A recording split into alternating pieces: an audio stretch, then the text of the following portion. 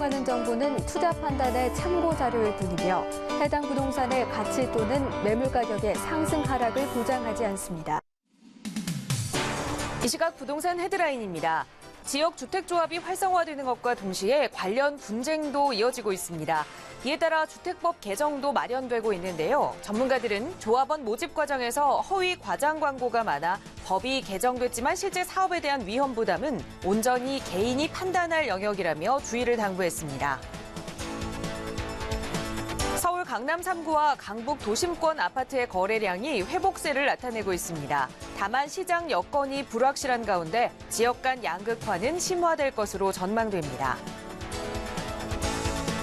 올 3월 전국 경매 진행 건수가 역대 최저치를 기록한 반면 경매 응찰자는 올 들어 계속 증가세를 이어가고 있습니다. 지지옥션에 따르면 지난달 전국 법원 경매 낙찰가율은 73.4%로 전달 대비 1.3%포인트 상승하며 올해 가장 높은 낙찰가율을 기록했습니다. 탄탄한 배후 수요를 갖춘 역세권 상가들이 새로운 수익형 부동산 투자처로 관심을 받고 있습니다. 풍부한 유동인구로 임차 수요가 꾸준한 가운데 묻지마식 분양도 속출하고 있어 투자자들의 주의가 요구됩니다. 올해 2분기 전국 공공택지에서 2만 6천여 가구가 공급될 예정입니다. 2분기 분양 물량 3가구 중 1가구는 공공택지에서 나올 예정으로 특히 서울 근교의 공급 물량이 늘어날 것으로 전망됩니다. 초고층 재건축 추진으로 서울시와 갈등을 빚어온 잠실 주공 5단지가 서울시의 요구대로 수정안을 마련해 재건축에 속도를 낼 것으로 보입니다. 재건축 초과이익 환수제를 피하려면 서울시 의견을 수용해 사업에 속도를 내는 게 더 유리하다고 판단했기 때문으로 풀이됩니다.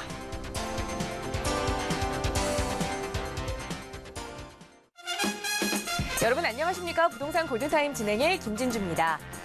조합원들이 모여서 아파트를 건립하는 지역주택조합은 초기 사업 비용이 좀 적게 든다는 이점이 있어서 많은 분들의 관심을 받았던 것이 사실입니다.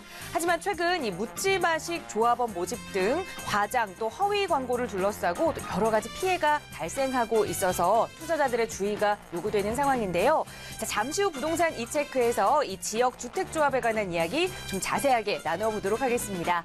자, 오늘 부동산 골든타임도 역시 시청자 여러분과 함께 만들어갑니다. 방송 보시다가 저희가 드리는 정보에 대해서 궁금한 내용 있으시거나 또 전문가의 친절한 도움이 좀 필요하시다 하신다면 언제든지 저희에게 편하게 연락주세요. 서울지역번호 02-2638-3910번, 서울지역번호 02-2638-3910번 연락주시면 부동산 전문가의 도움 받아보실 수 있고요. 자, 그럼 오늘 준비한 부동산 골든타임 지금 바로 출발합니다.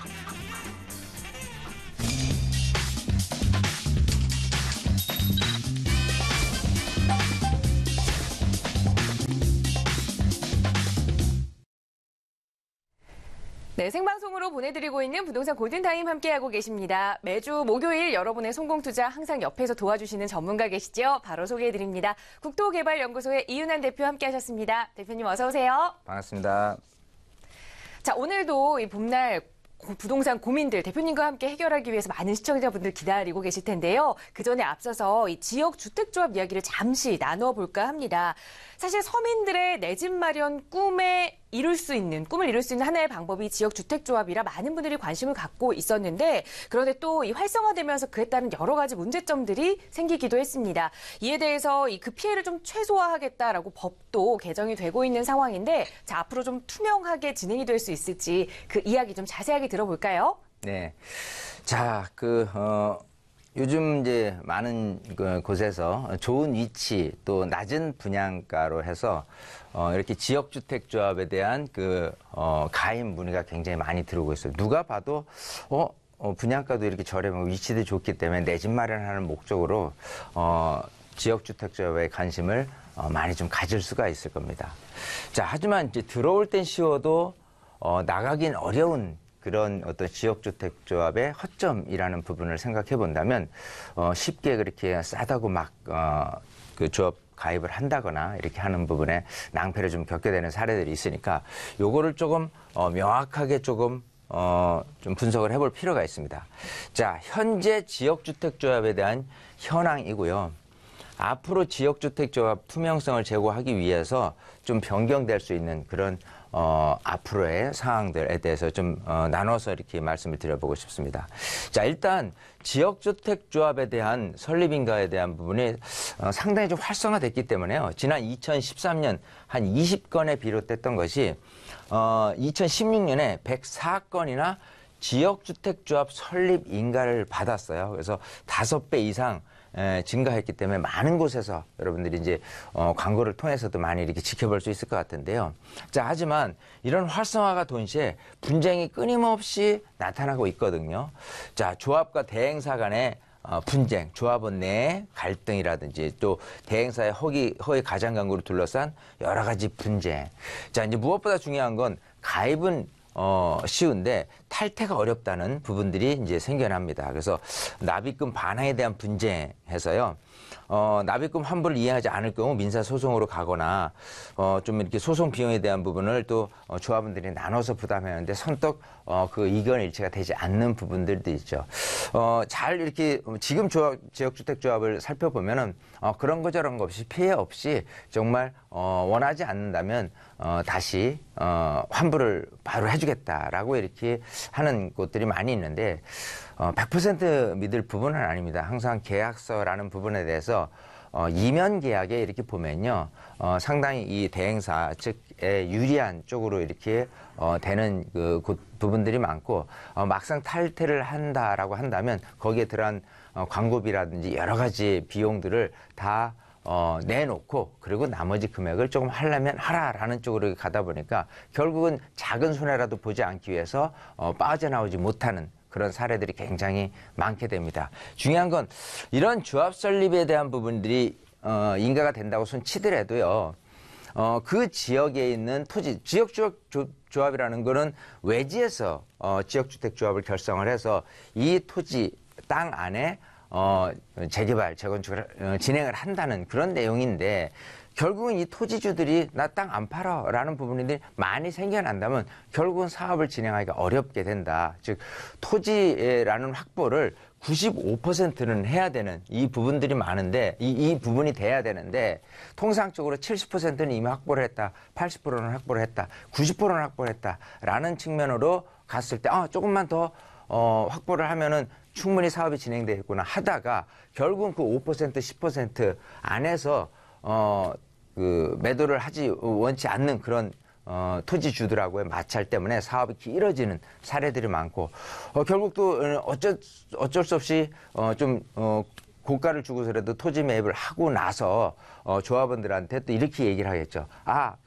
생각했던 비용보다 너무 많이 들어가서 기존의 그 조합원 분양 금액으로 이렇게 진행하기에는 사업이 진행될 수가 없으니 조합원 금액을 올려서 남아 계실 분들은 남아 계셔라 라는 쪽으로 가게 된다면 거기서 조합원들 간의 의견이 또 분분하고 또 고가로 또 분양 금액이 올랐던 부분들 같은 경우는 사실 실제로 나간데 혜택이 없는 이런 부분들로 이렇게 좀 안 좋은 방향 쪽으로 많이 가는 사례들이 많으니까 꼼꼼히 좀 체크해 줄 필요가 있고 자 그래서 지역주택조합에 대한 투명화를 조금 하기 위해서 6월 3일 날 이제 얼마 안 남았죠. 주택법에 대한 개정 내용이 해당 지자체에 신고한 후에 조합원을 모집 공고하기로 돼 있고요.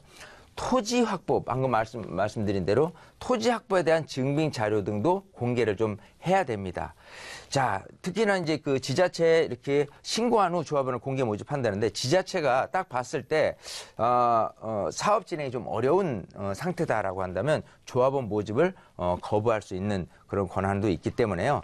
조금 지금보다는 어떤 좀 피해 사례라든지 조금 사업이 좀 지지부진되는 부분이 조금 개선되지 않을까 생각을 합니다. 어쨌든 이런 위험 부담은 온전히 개인의 몫이기 때문에요. 여러분들이 좀 꼼꼼하게 생각을 필요가 있는 것 같고 어쨌든 이런 대행사의 사항들 이런 부분들까지도 좀 이제까지의 경력이나 이런 부분들도 챙겨볼 부분들이 굉장히 많습니다. 그래서 지역주택조합에 대한 문의가 굉장히 많이 있는데 실제로 제대로 사업이 진행되는 사례들은 10개라면 한 1개 정도 될까 말까 할 정도이기 때문에요. 좀 오히려 피해보는 사례들이 많고, 물론 이제 다는 아니죠. 뭐 성공적인 사례도 있긴 합니다만은 어쨌든 여러분들이 좀 꼼꼼하게 챙겨봐서 좀 피해가 없도록 이렇게 조금 좀 잘 좀 준비를 하셨으면 좋겠습니다. 네, 좋은 위치 그리고 낮은 분양가 분명 실수요자 입장에서는 매력적인 조건을 가지고 있는 건 맞습니다만 또 그 외의 위험성들은 다 본인의 몫이기 때문에 투자하시기 전에 좀 꼼꼼하게 체크가 필요하다는 말씀 드렸는데요. 그런 부분 혼자 체크하기 조금 어려우실 때는 저희에게 언제든지 문의 주세요. 서울지역번호 02-2638-3910번 연락 주시면 언제든지 전문가들이 친절하게 여러분의 투자 도움 드리겠습니다. 자, 이제는 지금까지 이슈가 됐던 부동산 시장 동향들 좀 살펴봤고요. 시청자 여러분들의 부동산 고민들 직접적으로 들어보고 전화 상담 통해서 이어가는 부동산 답이 보인다 시간 진행해 볼 텐데요. 바로 첫 번째 시청자분 전화 연결해 보겠습니다. 여보세요? 네, 여보세요? 네, 안녕하세요. 네네. 네, 시청자님 어느 지역의 부동산 좀 고민 가지고 계세요? 저는 잠실 주공 5단지 하고요. 네. 그 다음에 이제 둔촌 주공 아파트. 네. 둘 다 재개발 이슈가 있는 건데요. 네. 재건축 이슈가.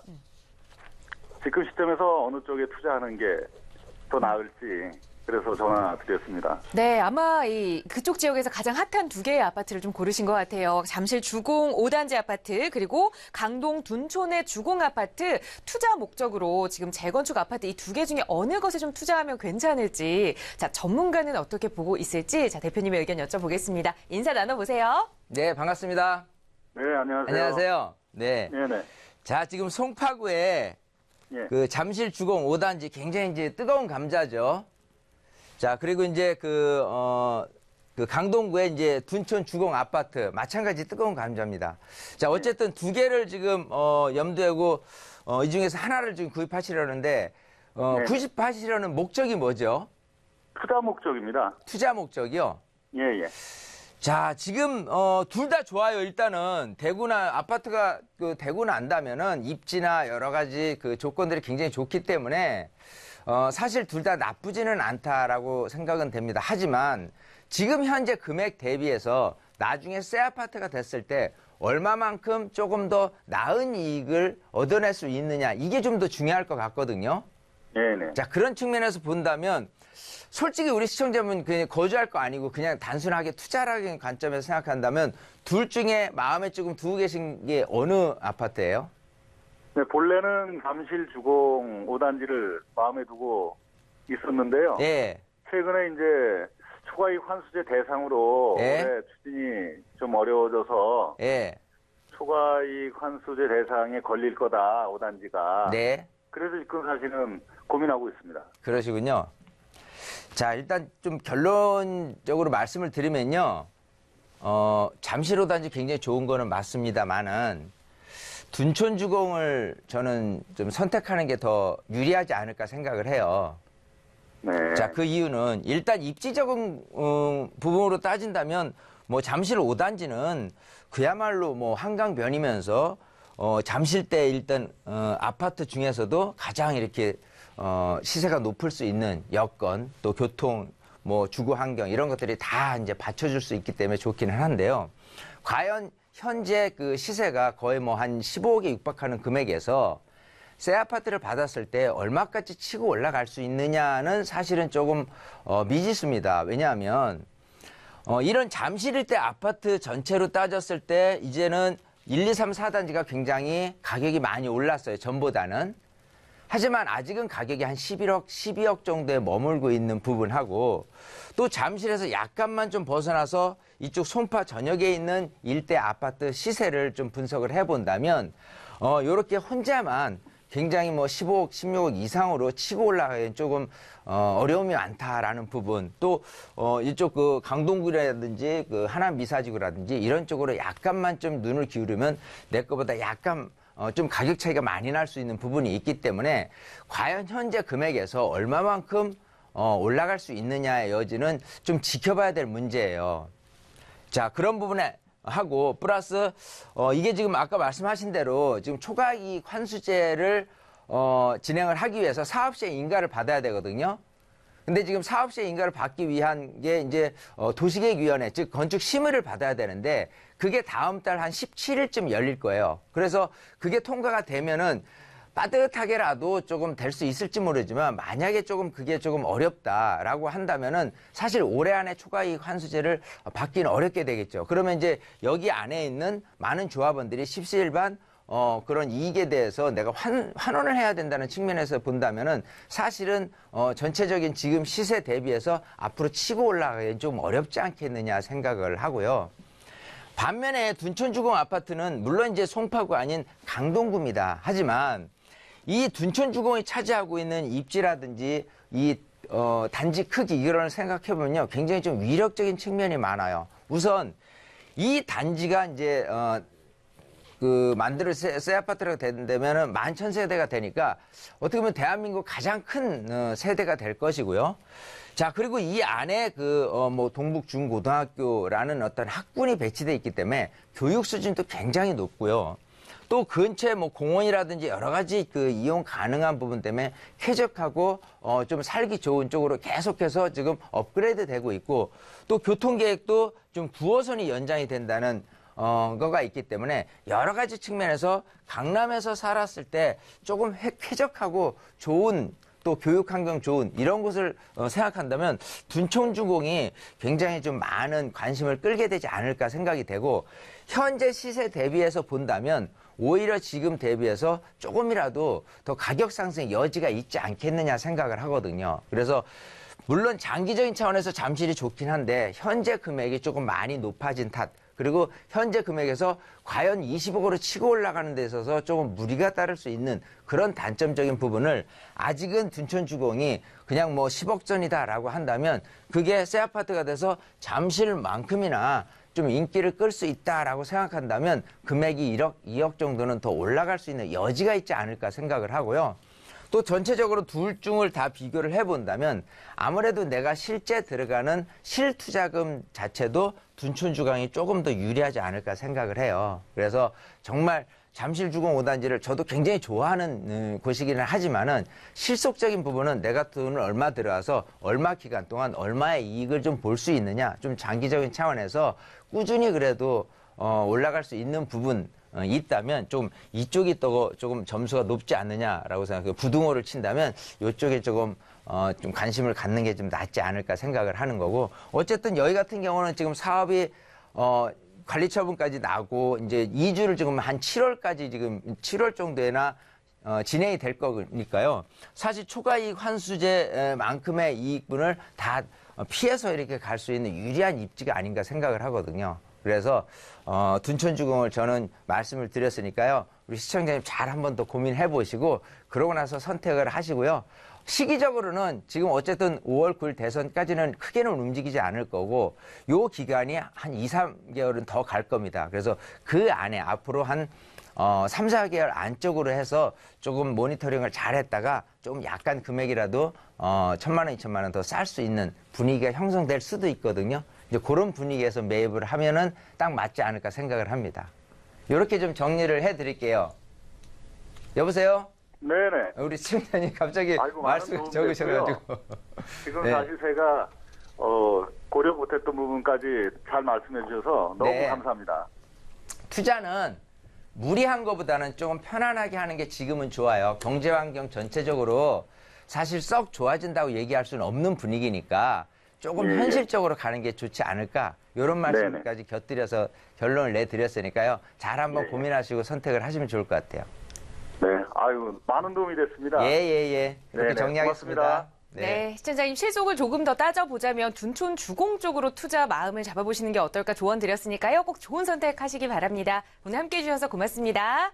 네, 감사합니다. 네, 시청자 여러분들의 부동산 관련 고민들 이 재건축 아파트뿐만 아니라 어떤 부동산이라도 속 시원하게 해결해 드리고 있으니까요. 서울지역번호 02-2638-3910번 편하게 연락 주세요. 이윤환 대표님과 함께 하실 수 있습니다. 자, 바로 다음 시청자분 전화 연결해 볼게요. 여보세요? 여보세요? 네, 안녕하세요.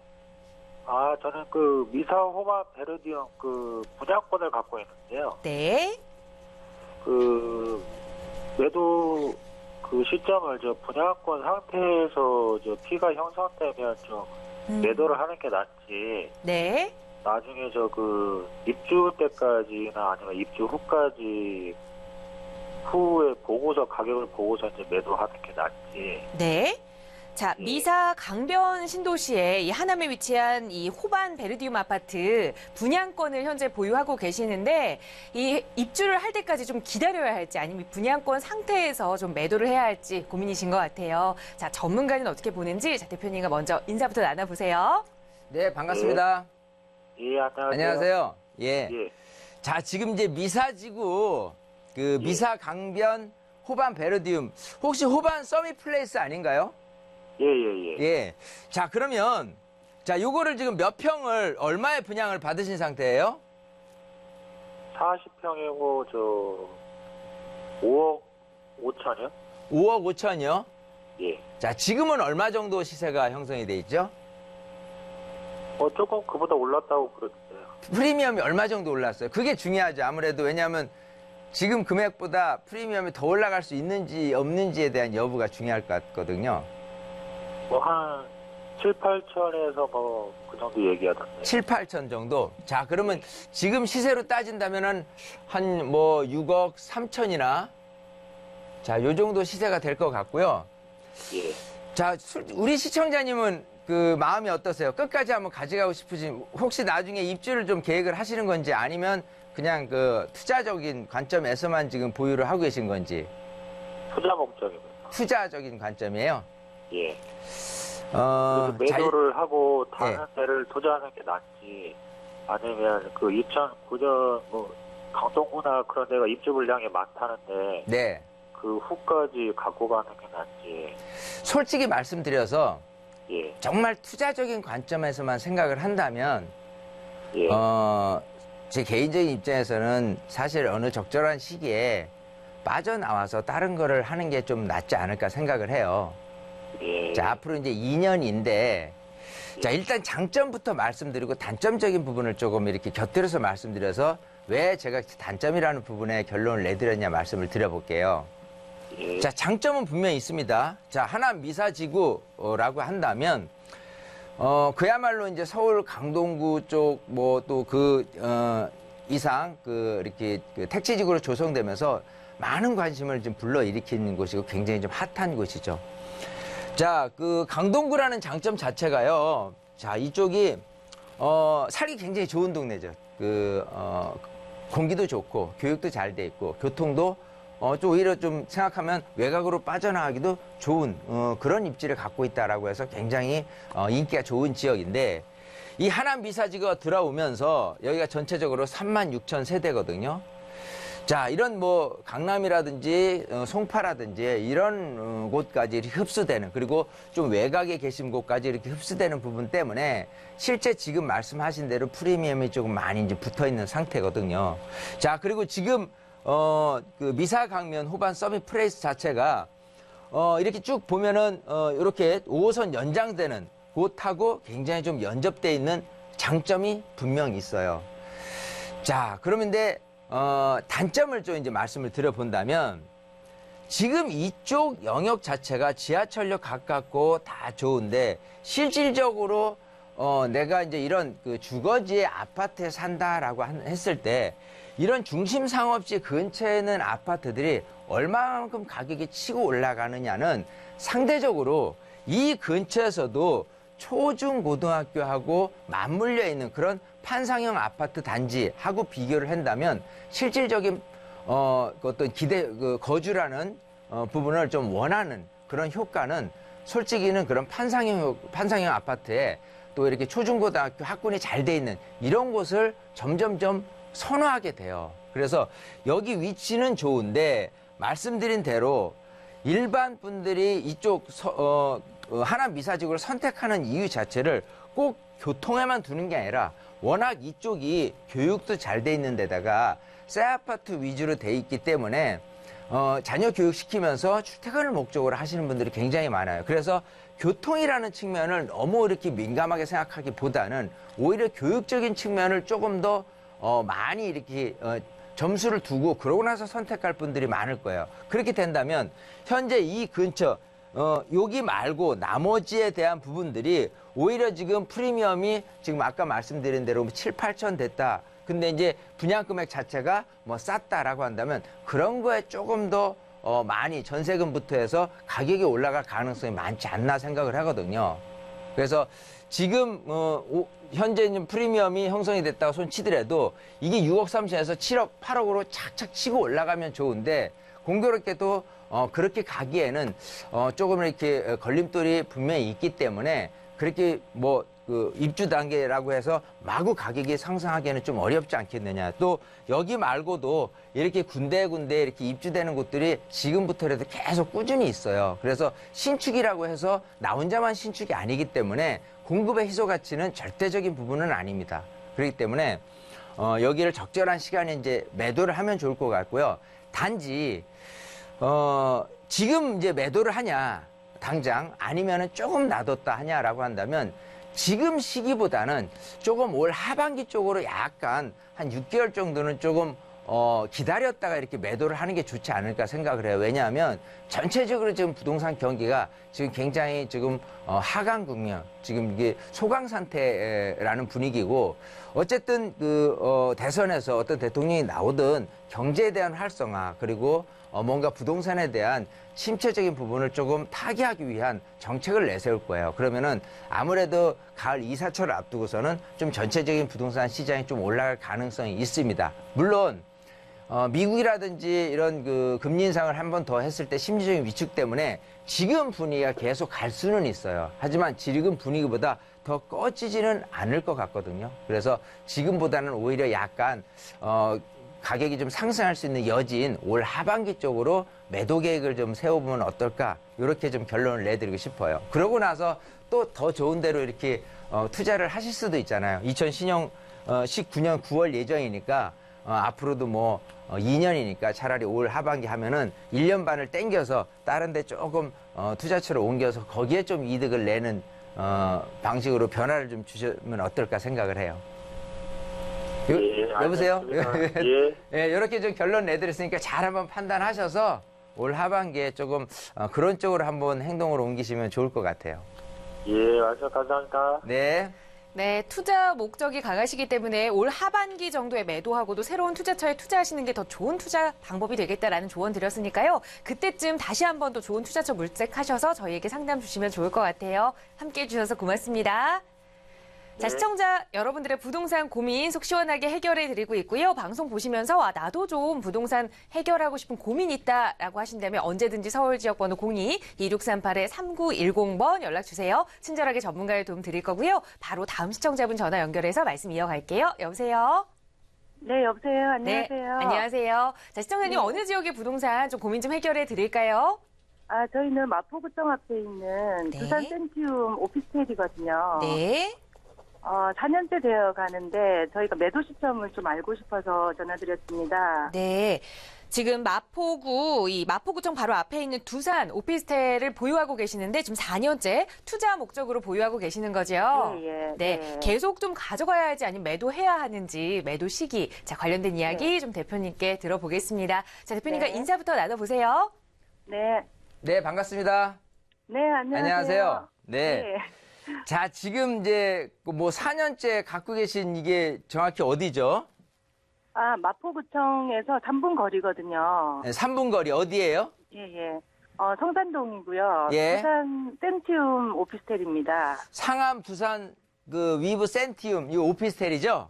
예, 상암은 아니고요. 네. 마포, 두산 센티움. 자, 마포 상암 두산 센티움. 자, 이렇게 보죠.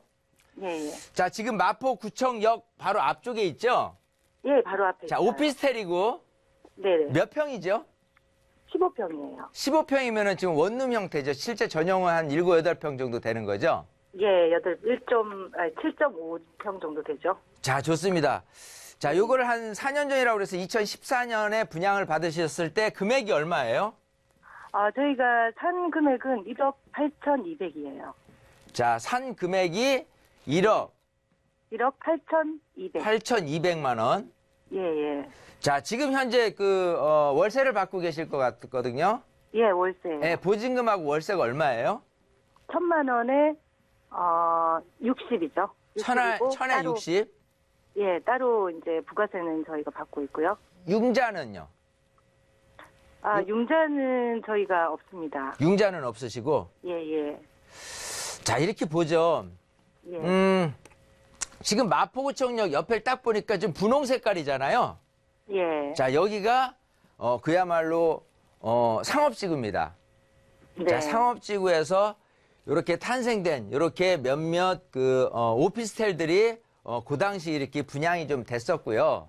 예. 자, 이런 수요층들은 좀 이렇게 폭넓게 간다면은 사실 그 오른쪽에 네. DMC, 상암 DMC 있죠? 예. 부터 해가지고 저쪽에 뭐 홍대 상권 근처에 또 계신 분들 해서 사실 수요층들도 어느 정도는 있는 거는 맞아요. 예. 자, 하지만 중요한 건 이제 미래 가치잖아요.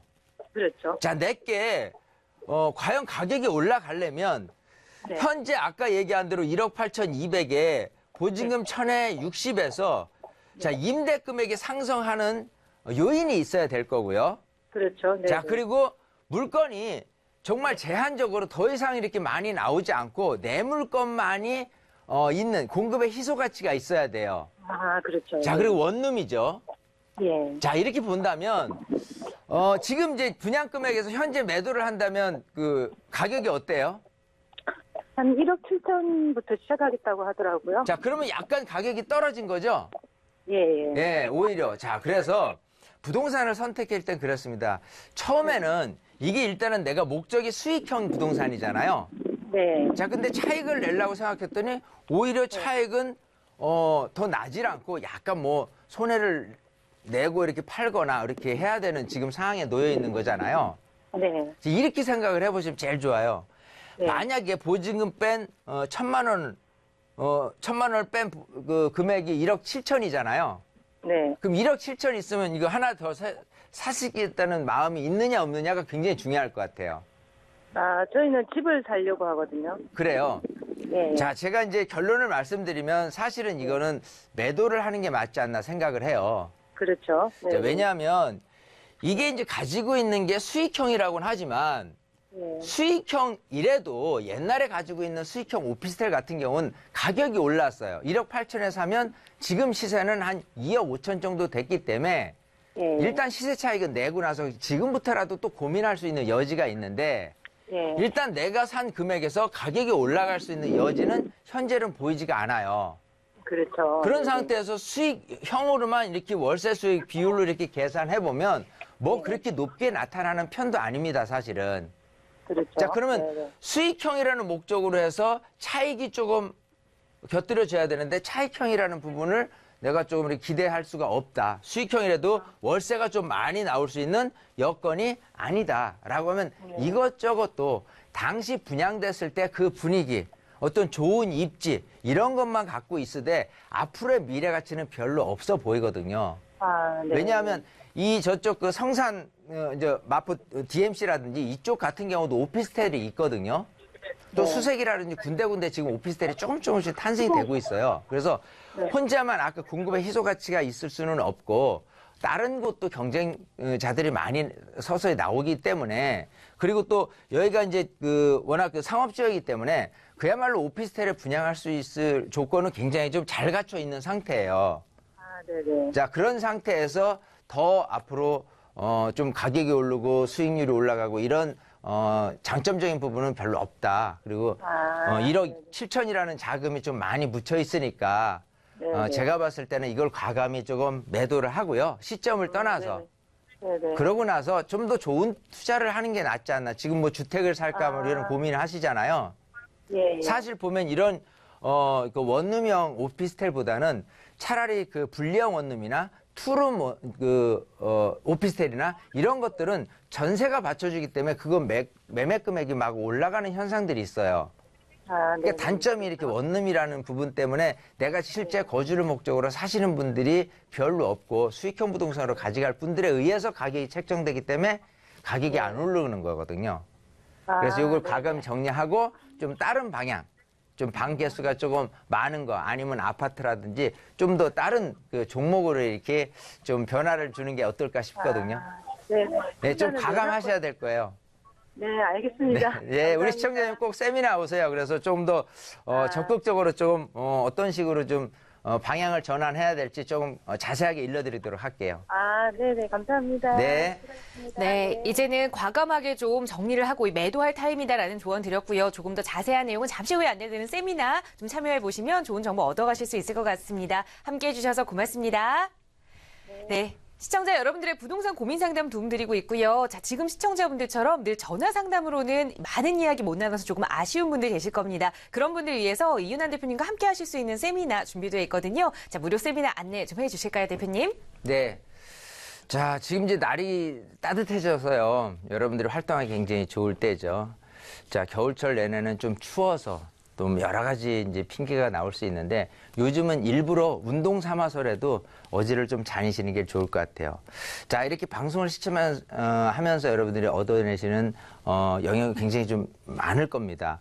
비록 작은 영역이지만 그 안에서 제가 답변을 내면서 뭔가 조금 정리해서 알려드리는 부분들이 뭔가 이제 도움이 되시는 분들도 많아요. 하지만 세미나는 총체적인 부분을 조금 다루는 거기 때문에 그야말로 이제 이런 그 방송을 통해서 얻어내는 게 강론이라면 세미나는 총론이에요. 자, 총론에서 뭐를 다루냐? 우선 시장에 앞으로 이제 부동산 시장이 어떻게 흘러갈 것인지에 대해서 타이밍을 읽는 방법을 우선 알아야 될 것이고요. 자, 그리고 이제 뭐 아파트면 아파트, 재개발이면 재개발, 재건축이면 재건축, 또 일반 빌라면 빌라, 또 일반 수익형. 자, 이런 것들을 통해서 어떤 식으로 투자해야 될 건지에 대해서 각각 그 투자 기법이 좀 틀리게 나올 것 같고요. 그리고 여러분들이 좀 요즘 들어서는 세금 그리고 주택임대사업자를 냈을 때 또 주택임대사업자에 플러스 건강보험이 어떻게 부과되는지의 체계까지도 궁금해하시는 분들이 굉장히 많고 그걸 정말 명쾌하게 어떻게 얻어낼 수 있는 그런 시간들이 많이 없다고 얘기를 들어서 이번엔 특별히 주택임대사업자라든지 건강보험 부과 체계를 통해서 내가 부동산을 매입을 해서 주택임대 가입을 했을 경우에 건강보험 시스템이 어떻게 바뀌어질 수 있는지 또 피부양자에서 내가 혹시 그 떨어져 나오면 어떨까 해서 겁이 나서 뭐를 선뜻 행동을 못 하시는 분들도 많으니까요. 그걸 아주 명쾌하게 정리를 해서 알려드릴 테니까요. 많은 분들 오셔서 전체적인 시장, 아까 또 말씀드린 여러 가지 사항들을 여러분들의 시간으로 적극 활용해서 얻어 가시길 바라겠습니다. 네, 좋은 투자처에 관한 이야기뿐만 아니라 또 세금과 관련된 부분까지 또 명쾌하게 정리해 주신다고 하니까요. 이번 주 토요일 그리고 다음 주 수요일에 진행되는 세미나 서울지역번호 02-2638-3910번으로 문의 주시고 많이 참석해 보시기 바랍니다. 자, 저희는 잠시 후에 또 다른 시청자분들의 부동산 고민 가지고 돌아올게요. 잠시만요.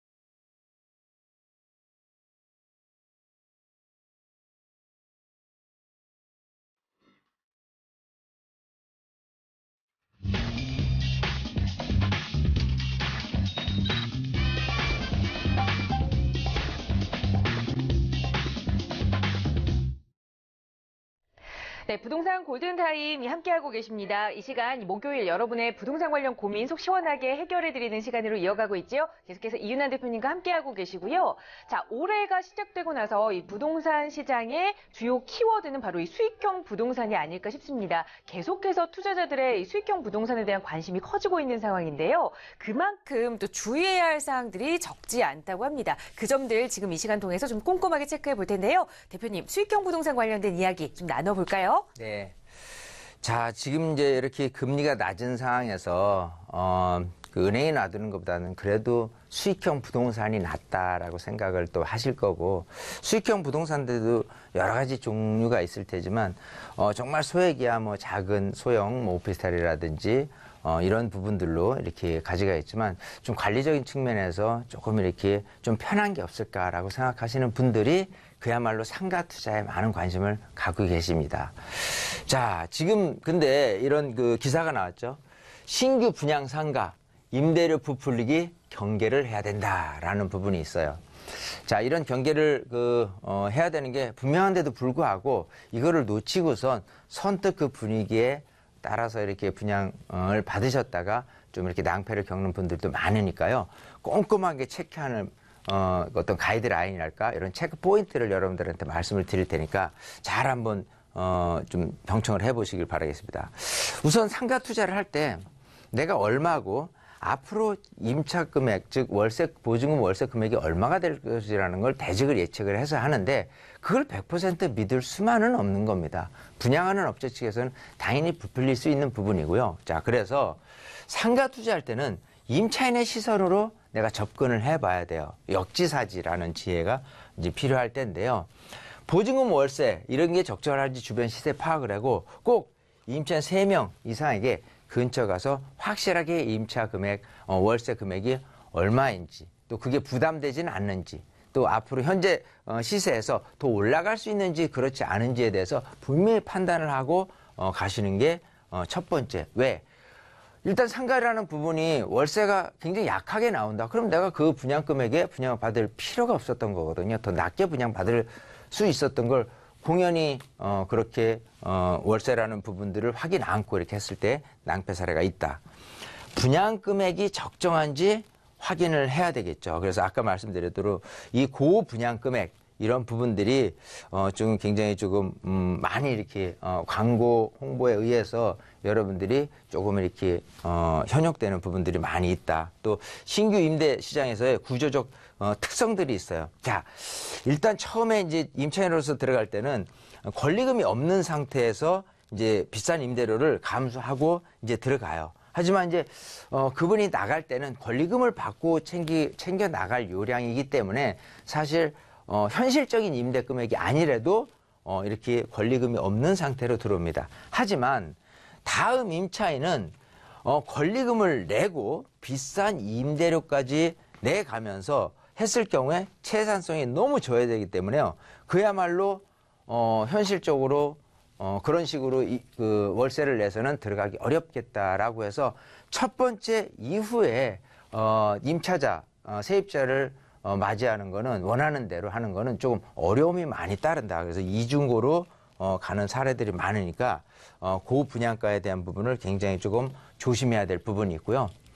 자, 세 번째는 임대 수익률 부풀리기에 굉장히 좀 주의를 해야 됩니다. 통상적으로 임대 수익률 하면은 월세 매입 금액 빼기 이제 보증 금액을 해서 이렇게 연 수익률 얼마 이렇게 나오는데 연간 대출에 대한 부분을 냈을 경우에 대출 포함했을 경우에는 통상적으로 지금 그냥 대출 없이 갔을 때 임대 수익이 있다면 그게 은행 융자보다도 조금 많이 더 수익률이 더 좋았다고 한다면 임대 대출을 받아서의 이익이 작기 때문에 이자가 작기 때문에 그거에 따른 그야말로 임대 수익률이 굉장히 올라가는 사례들이 많아요. 그래서 이것만을 두고 임대 수익률을 계산하기보다는 현실적인 대출이 들어있지 않은 상태에서 임대료를 계산해서 진행하는 것이 그게 정석이다. 이렇게 생각을 하면 될 것 같고요.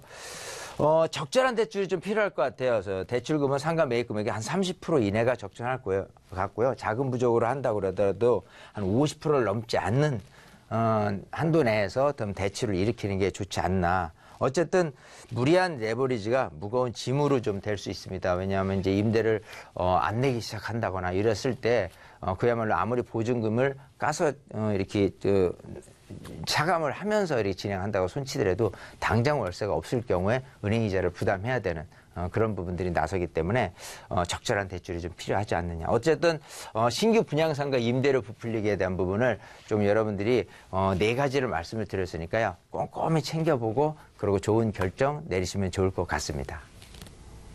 네, 분양가나 수익률 그리고 이 또 적절한 대출뿐만 아니라 임차인의 마음에서 생각해보는 임차인 3명에게 이 정도의 금액이 괜찮은지 먼저 발품 팔아서 물어보는 그런 자세가 좀 필요하다라는 말씀 드렸거든요. 자, 이런 부분 투자하시기 전에 꼭 전문가의 도움 좀 받아보세요. 서울지역번호 02-2638-3910번 연락 주시면 언제든지 전문가의 친절한 상담 받아보실 수 있고요.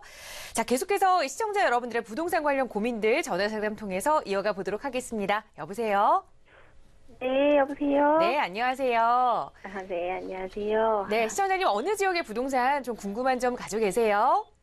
저기 용인 수지구의 현대아파트 22평이랑 네. 그다음에 저기 동탄 1신도시의 숲속마을 모아 미래도 1단지 24평이 있는데 네.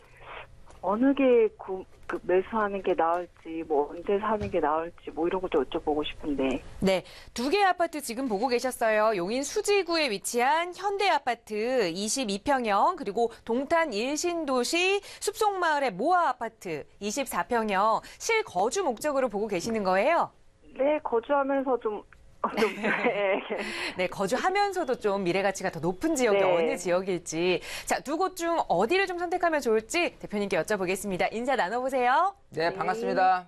네, 안녕하세요. 안녕하세요. 네.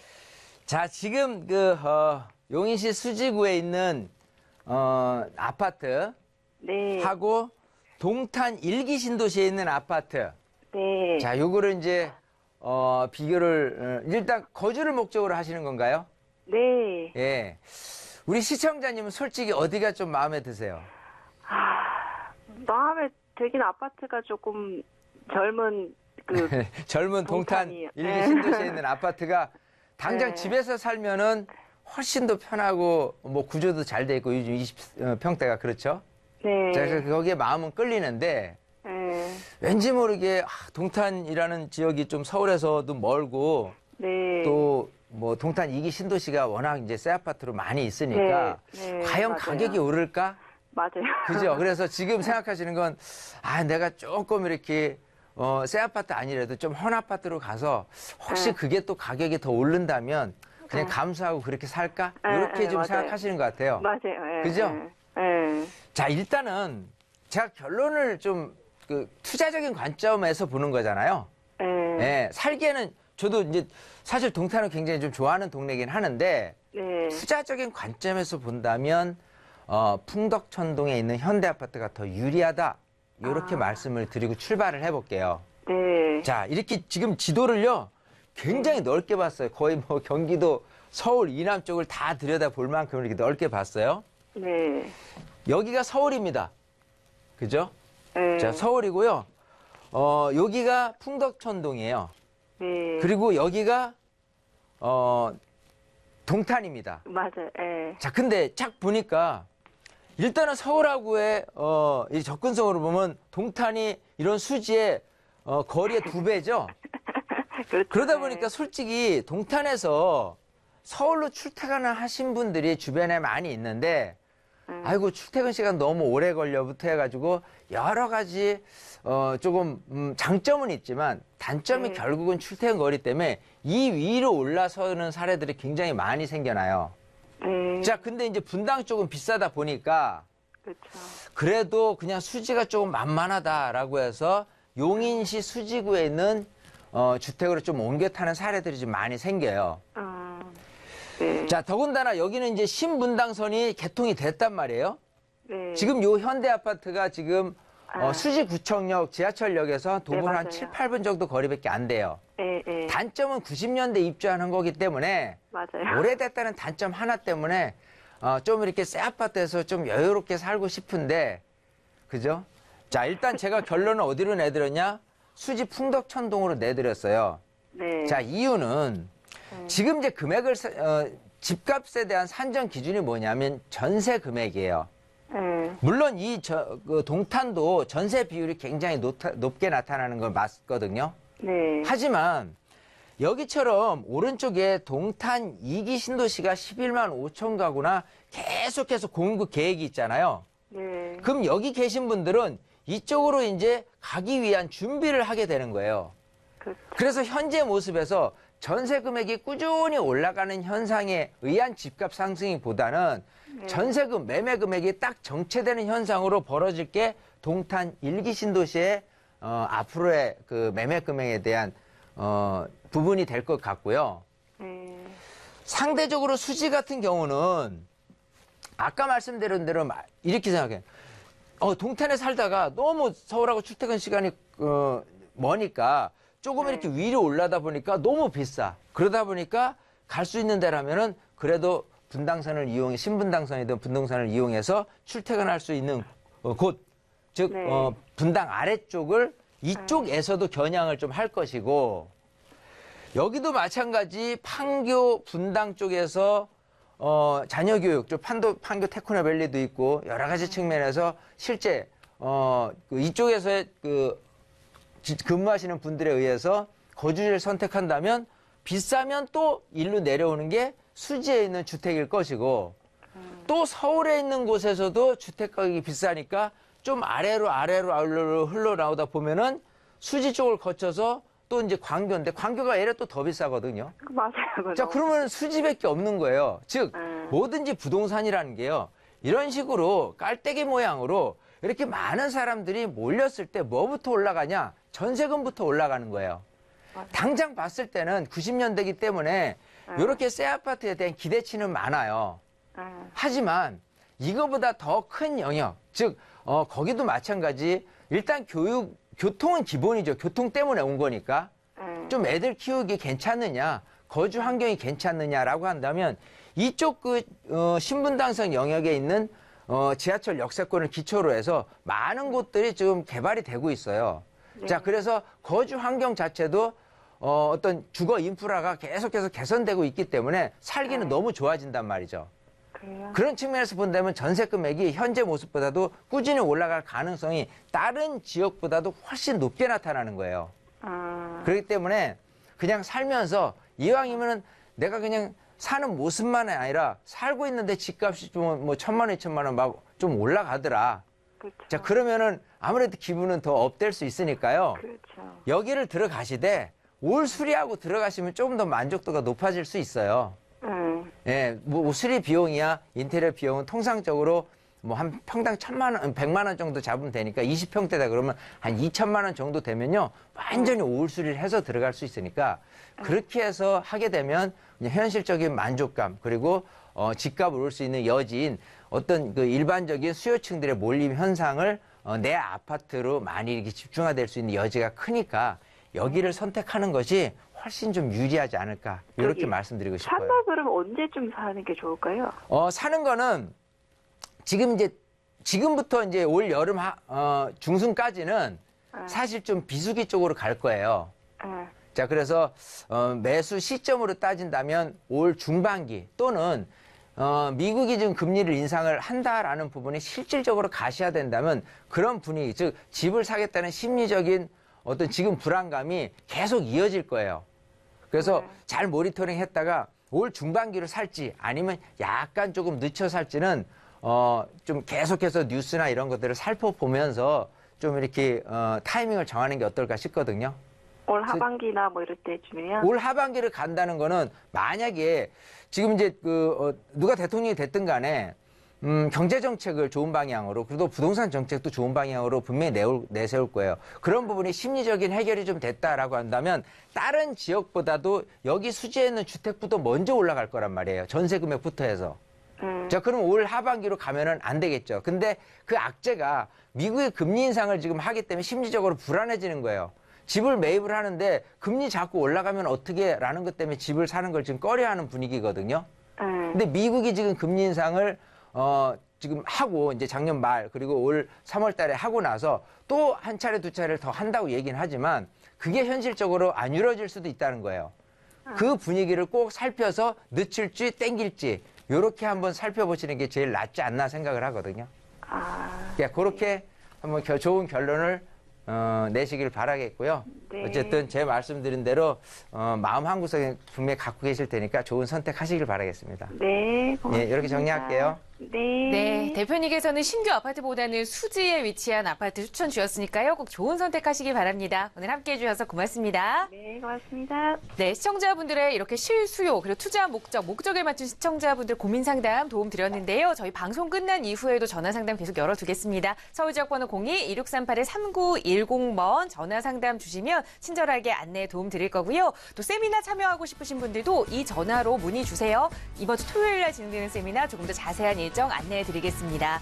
자, 아울러 저희 프로그램은 여러분께 보다 다양한 정보 제공해 드리기 위해 마련되고 있습니다. 해당 부동산의 가치, 매물 가격의 상승이나 하락은 보장하지 않는다는 점 꼭 유의해 주시기 바랍니다. 자, 오늘 오후도 즐겁게 보내시고요. 저희는 내일 이 시간에 또 알찬 정보 가지고 돌아오겠습니다. 함께해 주신 여러분 고맙습니다.